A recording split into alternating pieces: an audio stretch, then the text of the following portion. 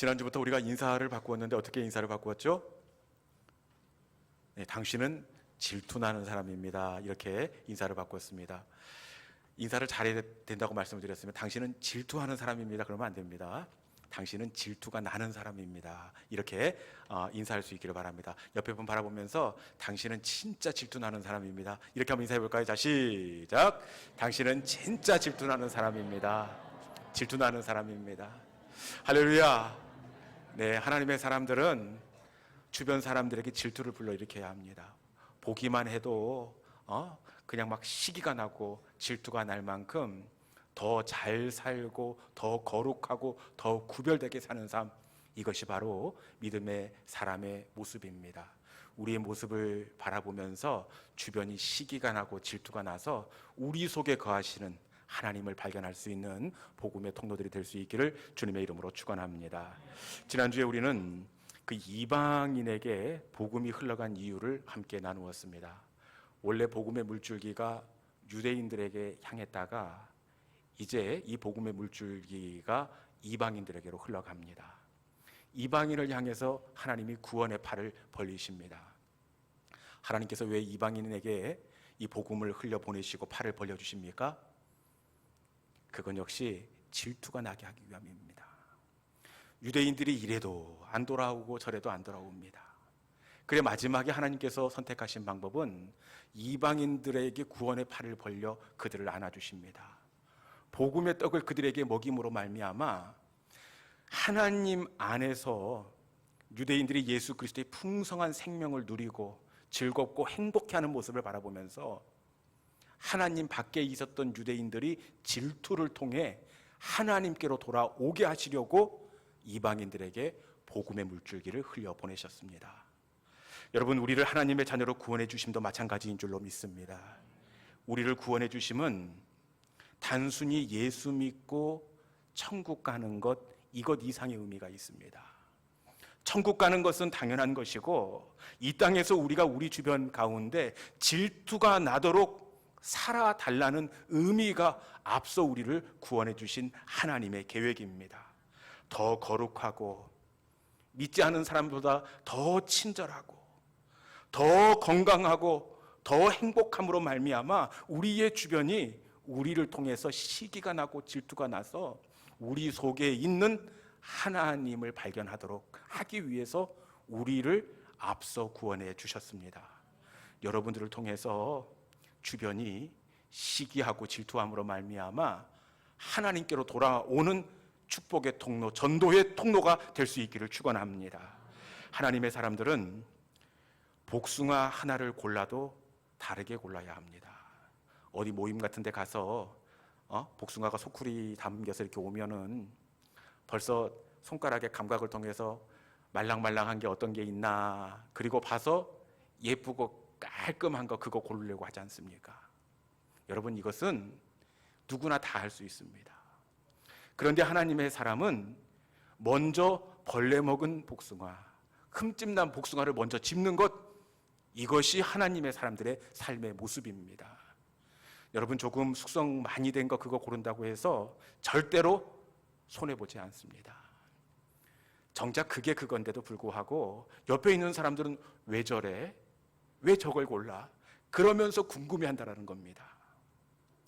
여러분, 손해보는 것 같지만 먼저 그의 나라와 의를 구하라. 그리하면 이 모든 것을 너희에게 더하시리라. 우리가 손해보는 것 같지만 하나님은 다른 방법으로 채우시고 보충해 주십니다. 여러분들의 삶이 하나님의 영광이 드러나도록 질투가 날 만큼 아름답고 거룩하고 더 친절하게 살 수 있는 우리 믿음의 성도들이 될 수 있기를 주님의 이름으로 축원합니다. 오늘은 이 맥주 감사 주일입니다. 그리고 오늘이 어떤 날이냐?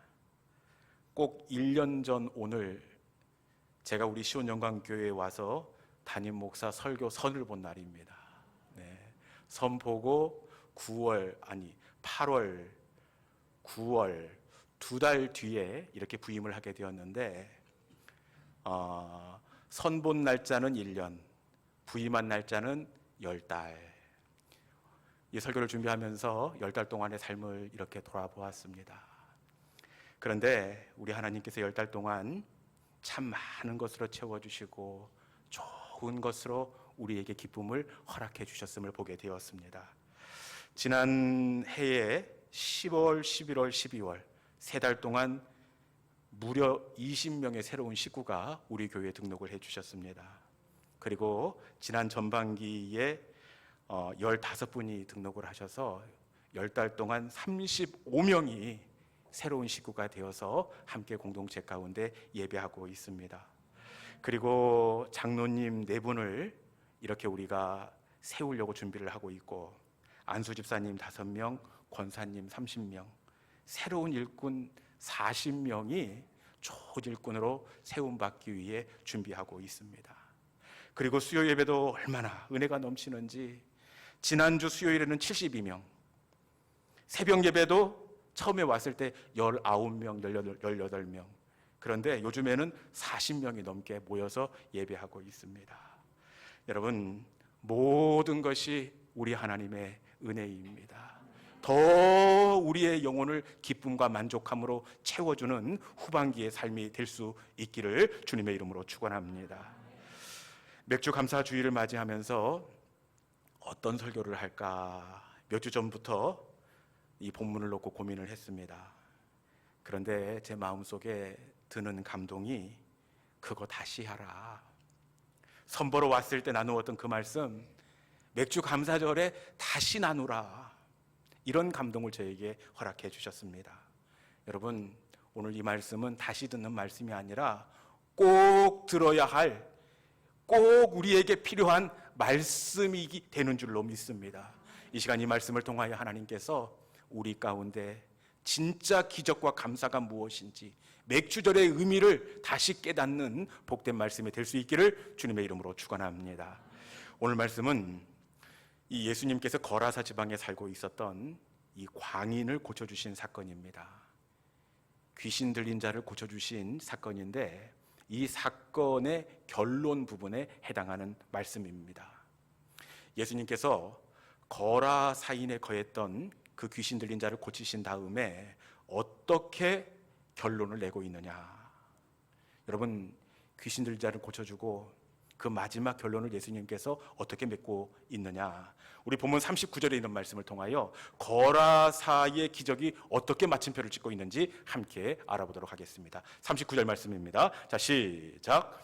집으로 돌아가 하나님이 내게 어떻게 큰 일을 행하셨는지를 말하라 하시니, 그가 가서 예수께서 자기에게 어떻게 큰 일을 행하셨는지를 온 성내에 전파하니라. 아멘.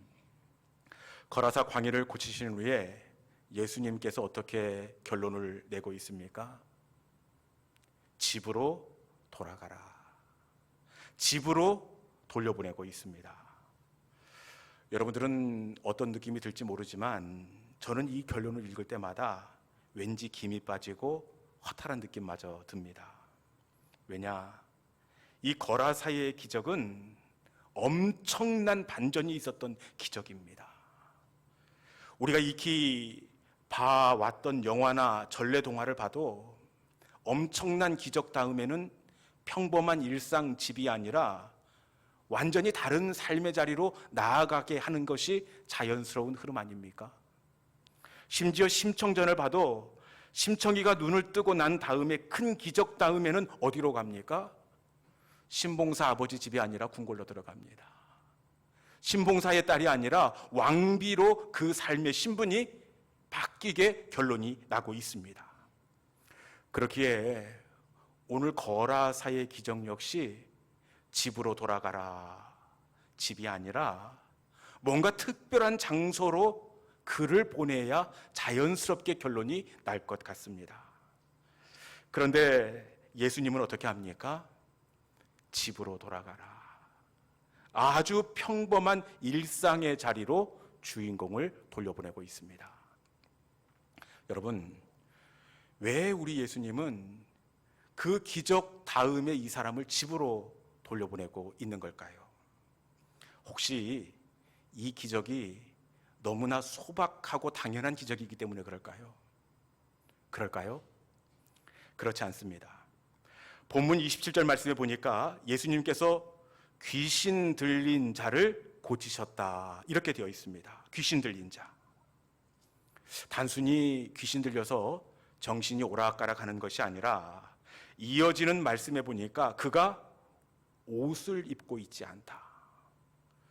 여러분, 옷을 입고 있지 않다. 조금 이렇게 과한 상상일지 모르지만 이 사람을 한번 이미지로 그려보십시오. 옷을 입고 있지 않다. 위도 벗고 아래로 벗은 겁니다. 그 머리는 온전하겠습니까? 아마 어깨 밑까지 헝클어져 가지고 그 얼굴도 씻지 않아서 엉망일 거였습니다. 그리고 이 사람이 어디에 살고 있습니까? 무덤가에 살고 있습니다.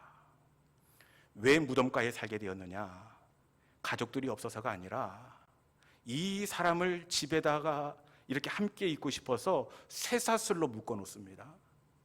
그럼에도 불구하고 이 사람이 얼마나 괴력의 소유자인지 이 쇠사슬을 끊었더라. 불탄 삶처럼 그 쇠사슬을 끊고 결국에는 공동묘지에 거하면서 소리를 지르면서 그렇게 생활을 하고 있습니다. 귀신이 들렸으면 귀신이 들렸지 어떻게 쇠사슬마저 끊게 되었을까요? 왜 그랬을까요? 그것은 이 사람 속에 들어온 귀신 때문인데 단순히 귀신이 아니라 본문 말씀에 보면 어떤 귀신? 군대 귀신 들린 자, 군대 귀신이 들린 자였기 때문입니다.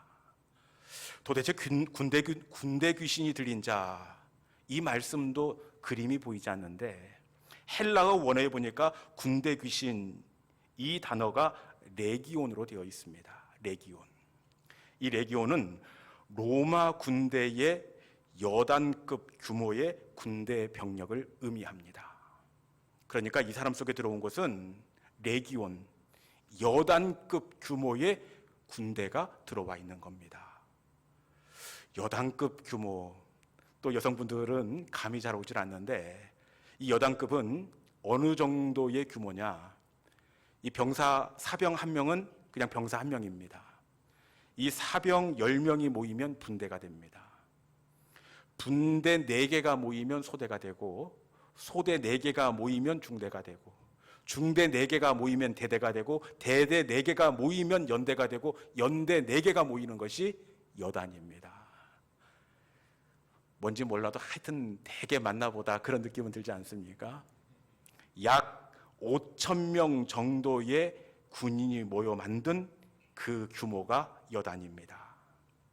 그러니까 예수님께서 고치신 것은 단순히 광인 한 사람을 고치시는 것이 아니라 여단급 규모의 레기온을 쫓아내신 엄청난 큰 기적입니다. 큰 기적이기 때문에 당연히 집이 아니라 뭔가 특별한 곳으로 이 사람을 보내야 하지 않겠습니까? 그리고 이 사람을 집으로 돌려보낼 수 없는 또 다른 이유가 있는데 그것은 이 기적은 아주 비싼 대가가 지불되었기 때문에 그렇습니다. 지금까지 예수님은 기적을 베푸실 때 보통 말씀으로 기적을 베푸시달지 아니면 안수에서 기적을 베푸십니다. 그런데 거라사에서의 기적만큼은 어떻게 합니까? 그 레기온, 여단급 규모의 군대 귀신이 2,000마리 돼지떼 속에 들어가 바다에 빠져 몰살하거늘 2,000마리 돼지의 값이 지불되었습니다. 2,000마리 돼지값 제가 아침에 계산을 해봤습니다. 요즘에는 사료값이 올라서 작년에 설교 할 때보다 값이 좀 올라갔더라고요. 작년에는 39만 6천 원이었는데 오늘 아침에 보니까 50만 원입니다. 돼지값이 올랐습니다. 그래서 50만 원 곱하기 2,000마리 그러니까 250 약 10억입니다. 10억 원 정도의 아주 비싼 대가가 지불되었습니다. 그렇기에 이 광인을 고치신 다음에 이 결론이 어떻게 나야 되겠습니까? 뭔가 특별한 자리, 뭔가 대단한 자리로 이 사람이 나아가야 이 흐름이 자연스럽게 보이지 않겠습니까? 그럼에도 불구하고 우리 주님은 어떻게 하십니까? 광인을 고치신 다음에 집으로 돌아가라. 집으로 돌려보내고 있습니다. 아주 특별할 것 없는 평범한 일상으로 그를 돌려보내고 있습니다. 여러분, 왜 우리 주님은 엄청난 기적 뒤에 이 광인을 집으로 아주 특별할 것 하나 없는 평범한 일상으로 이 사람을 돌려보내고 있을까요? 왜 그럴까요? 그것은 이 평범한 일상이 그냥 단순히 아무 일도 일어나지 않는 평범한 삶의 자리가 아니라 이 평범한 일상은 기적의 바다이기 때문입니다. 일상은 당연한 것이 아니라 누군가의 간절한 소망과 기적이 흘러와 고인 자리가 바로 우리의 일상입니다. 제가 이렇게 말씀드리면 목사님 무슨 평범한 일상이 기적의 바다래요? 이렇게 반문하실 수 있습니다. 여러분, 그런데 그렇지 않아요. 제가 한번 여쭤보겠습니다. 못 보는 사람에게 기적이 무엇입니까? 그건 보는 겁니다. 그리고 못 걷는 사람에게 기적이 뭡니까? 한 번이라도 걸어보는 겁니다. 못 듣는 사람에게 기적은 듣는 것이고, 사랑하는 가족을 천국으로 떠나보낸 사람에게는 꿈속에서라도 그 사람을 한번 만지고 그 가게, 그 눈을 바라보는 것, 이것이 기적입니다. 맞습니까? 네. 그런데 누군가의 이 기적들을 어떻게 하고 있습니까? 이미 우리의 일상 속에서 우리가 누리고 있다는 사실입니다. 일상은 아무것도 일어나지 않는 평범한 삶이 아닙니다. 일상은 누군가가 단 한 번만이라도, 단 하루라도 살고 싶은 기적들이 흘러오고 흘러와 고인 그 자리가 바로 우리가 서 있는 일상의 자리입니다. 전에 사역하던 교회에 이재원이라는 4학년 여자아이가 있었습니다. 비교적 젊으신 이 재원이 아빠가 병원에서 폐암 말기 선고를 받고 투병을 하고 있었습니다. 입원해 계시는 서울 백병원에 제가 신방을 가게 되었는데, 조심스럽게 병실 문을 이렇게 열고 인사를 드리려고 하는데, 아빠가 웬일인지 그 정도가 넘는 기침을 심하게 하시고 얼굴이 벌겋게 달아올라 숨 쉬는 곳자 힘들어 하시는 그런 모습이 펼쳐지고 있었습니다. 이유인즉슨 그날 아침 따라 김치가 그렇게 먹고 싶었대요. 김치. 저거 한 가닥만 먹어보면 소원이었겠다. 그래서 컨디션이 다른 날에 비해 괜찮아서 김치를 물에 잘 씻어서 조심조심 먹었습니다. 그런데 그동안 이 식도 근육을 사용하지 않아서 김치가 그만 기도로 넘어가 이렇게 어려운 상황이 전개되고 말았습니다. 다행히 진정이 되었고 별 무리 없이 이야기를 나누고 예배를 마치고 제가 돌아오려고 하는데 제 뒤 옷 소매를 잡는 겁니다. 목사님, 죄송하지만 제가 기도를 부탁해도 되겠습니까? 이날 재원이 아빠가 무슨 기도를 부탁했겠습니까? 저는 당연히 목사님 기적적으로 이 폐암이 낫게 좀 해주세요, 이렇게 기도를 부탁할 줄 알았습니다. 그런데 재원이 아빠의 기도 제목은 너무나 소박한 일상이었습니다. 목사님, 큰 소원 없습니다. 하룻밤만이라도 주렁주렁 달아놓은 이 장치들을 떼고 집에 가서 쉬고 싶습니다. 만약 허락된다면 우리 재원이 좋아하는 라면을 둘이서 사이좋게 나눠서 먹고 싶습니다. 그리고 그날 밤만은 햇빛에 잘 말린 까실까실한 이불을 덮고 그놈 오동통한 손가락을 만지작거리다 잠이 들고 싶습니다. 재원이 아빠의 간절한 소원은 단 하루만이라도 집으로 돌아가는 것입니다. 하룻밤만이라도 사랑하는 가족들과 함께 누웠다가 같이 새날을 맞이하는 겁니다. 여러분, 그런데 우리는 재원이 아빠의 기적을 어떻게 하고 있습니까? 이미 누리고 있습니다. 재원이 아빠의 간절한 마음의 소원을 날마다 그 기도를 응답받고 살아가고 있습니다. 일상은 아무 일도 일어나지 않는 평범한 자리가 아니라 일상은 누군가의 단 한 번이라도 살아봤으면 싶은 기적 같은 날입니다.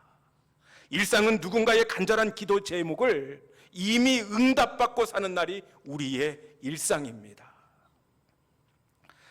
그럼에도 불구하고 우리가 하는 착각과 오해가 뭐냐? 기적을 특별해야 한다고 생각합니다. 기적을 잃어버렸다가 다시 찾는 것이라고 생각합니다. 시한부 판정을 받고 죽음의 문턱에서 다시 살아나야 그게 기적이라고 생각을 하고, 사업에 문제가 생겨 빈 털터리가 된 다음에 다시 겨우 일어나야 이것이 기적이라고 생각합니다. 물론 이것도 기적이지만 여러분, 이것보다 더 큰 은혜, 더 큰 기적이 있습니다. 이것보다 더 큰 기적은 아프지 않고 이미 건강한 것, 이것이 더 큰 기적이 되는 줄로 믿습니다. 잃어버리지 않고 이미 충분한 것, 이것이 더 큰 기적 중에 진짜 기적이 되는 줄로 믿습니다. 여러분, 그런데 문제는 우리가 이 기적의 바다에 있음에도 불구하고, 기적으로 온통 둘러싸여 있음에도 불구하고 이것이 기적인지 얼마나 큰 감사인지 알지 못한다는 겁니다. 그러면 이 기적의 바다에서 어떻게 우리가 감사를 고백할 수 있느냐? 우리의 일상이 어떻게 기적으로 다시 발견될 수 있느냐? 그것은 곰곰이 생각해 보면 우리의 일상이 기적이라는 것을 발견할 수가 있습니다. 제가 보니까 이 곰곰이 생각하는 것이 꼭 자석 같습니다.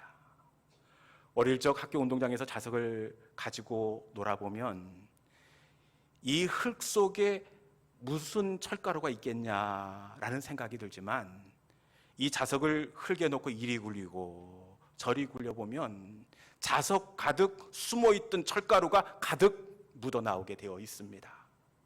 여러분, 생각은 자석입니다. 곰곰이 생각해 보면 우리의 일상들이 얼마나 큰 은혜요, 얼마나 엄청난 기적으로 가득 차 있는지를 우리가 발견해낼 수가 있습니다. 하나님의 은혜를 감사하지 않고는 배길 수 없게 되어 있습니다.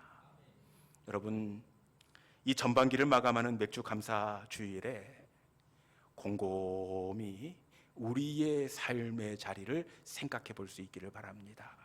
그러면 내가 서 있는 지금의 소소한 일상이 얼마나 큰 감사이며 진짜 기적 중에 기적임을 고백할 수 있게 된다는 사실입니다. 곰곰이 기억하시는 맥주 감사 주일이 될 수 있기를 바랍니다. 이제 말씀을 정리하겠습니다. 샬롯 키틀리라는 두 아이의 엄마가 있습니다. 이 키틀리는 대장암 4기 판정을 받습니다. 대장암 4기 판정을 받고 39번의 방사선 치료를 받고 35번의 끔찍한 항암 치료를 받았습니다. 그럼에도 불구하고 36살 젊은 나이로 사랑하는 가족 곁을 떠나고 말았습니다. 다음은 가족 곁을 떠나기 전에 샬롯 키틀리가 가족들에게, 그리고 일상의 삶을 살고 있는 우리들에게 남긴 편지입니다. 제가 글을 읽습니다. 살고 싶은 날이 참 많은데 저한테는 허락되지 않네요. 내 아이들 커가는 모습도 보고 싶고 남편에게 못된 마누라가 되어 함께 늙어보고 싶은데 그럴 시간을 주지 않네요. 죽음을 앞두니 그렇더라고요. 매일 아침 아이들에게 일어나라고, 서두르라고, 이 닦으라고 소리 지르는 날들이 행복이었더군요. 딸아이 머리도 따줘야 하는데 아들 녀석 잃어버린 레고 조각이 어디에 굴러 들어가 있는지 저만 아는데 앞으로는 누가 찾아줄까요? 6개월 시한부 판정을 받았지만 22개월을 더 살았습니다. 그렇게 보너스 1년을 얻은 덕에 아들 초등학교 입학 첫날 학교에 데려다주는 기쁨을 누리고 떠날 수 있게 되었습니다. 녀석의 첫 번째 흔들거리던 이빨이 빠져 그 기념으로 자전거를 사주러 갔을 때는 정말 행복했어요. 보너스 1년 덕에 30대 중반이 아니라 30대 후반까지 살고 가네요. 복부 비만이요, 늘어나는 허리둘레요, 그거 한번 가져봤으면 좋겠습니다. 휘어지는 머리카락이요, 그거 한번 뽑아봤으면 좋겠습니다. 그만큼 살아남는다는 이야기잖아요. 저도 한번 늙어보고 싶어요. 부디 삶을 즐기면서 사세요. 두 손으로 삶을 꽉 붙드세요. 여러분이 정말 부럽습니다. 여러분 일상은 아무 일도 일어나지 않는 무료한 자리가 아닙니다. 우리의 일상은 누군가가 간절히 원했던 단 한 번만 살아봤으면 싶은 소원의 날이 우리의 일상입니다. 하나님 앞에, 하나님 다시 한 번만 그때로 돌아가고 싶습니다. 날마다 마음을 쏟고 간절히 기도하는 그 기도의 응답을 누리고 사는 것, 이것이 바로 우리의 일상입니다. 우리의 일상에 당연한 건 하나도 없습니다. 모든 것이 하나님의 은혜입니다. 내가 걸어왔던 모든 순간도, 지금 내가 누리고 있는 모든 것들도 당연한 것이 아니라 하나님의 은혜입니다. 기적 중에 진짜 기적, 소소한 일상을 주신 하나님에 대한 감사가 새로워질 수 있기를 주님의 이름으로 축원합니다. 이 시간 다음이 없고 모자람이 없는 그 하나님의 은혜를 우리의 찬양 속에 담아 감사함으로 올려드리는 맥주 감사절의 찬양이 되기를 소망합니다. 내가 누려봤던 모든 것들이 하나님의 은혜였고 기적이었습니다. 하나님, 모든 감사를 주님께 올려드립니다. 이 시간 이 찬송 올려드릴 때에 우리의 마음을 담아 함께 찬양합니다.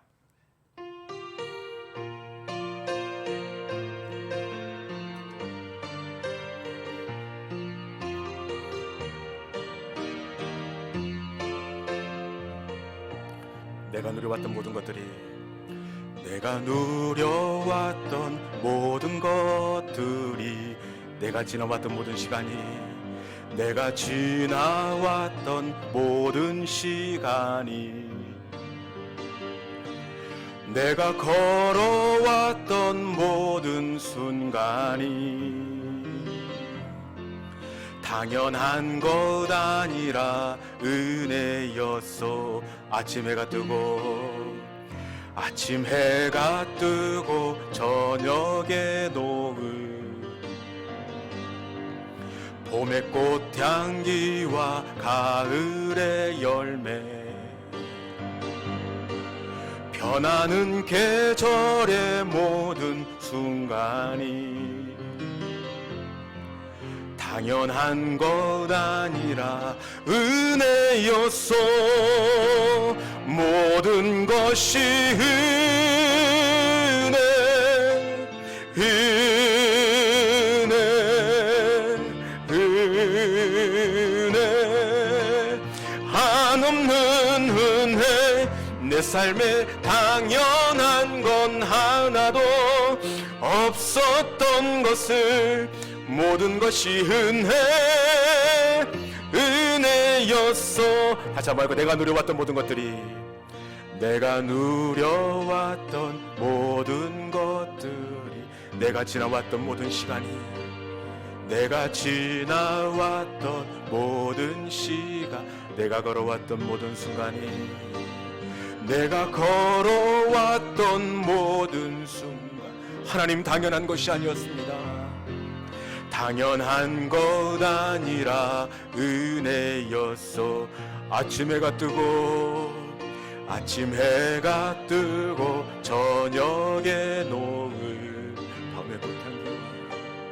봄의 꽃향기와 가을의 열매, 변하는 계절의 모든 순간이 당연한 것 아니라 은혜여. 모든 것이 은혜, 은혜, 은혜, 한없는 은혜. 내 삶에 당연한 건 하나도 없었던 것을 모든 것이 은혜여 모든 것이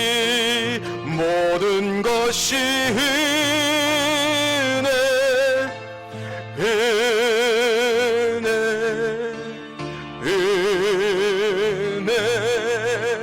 한없는 은혜 내 삶에 당연한 건 하나도 없었던 것을 모든 것이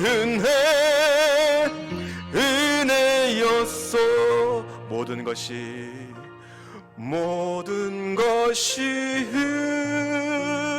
은혜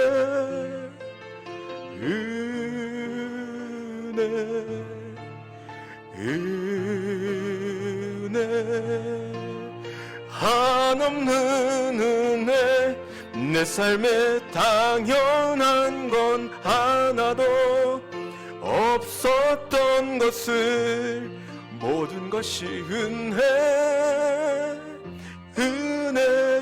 은혜였소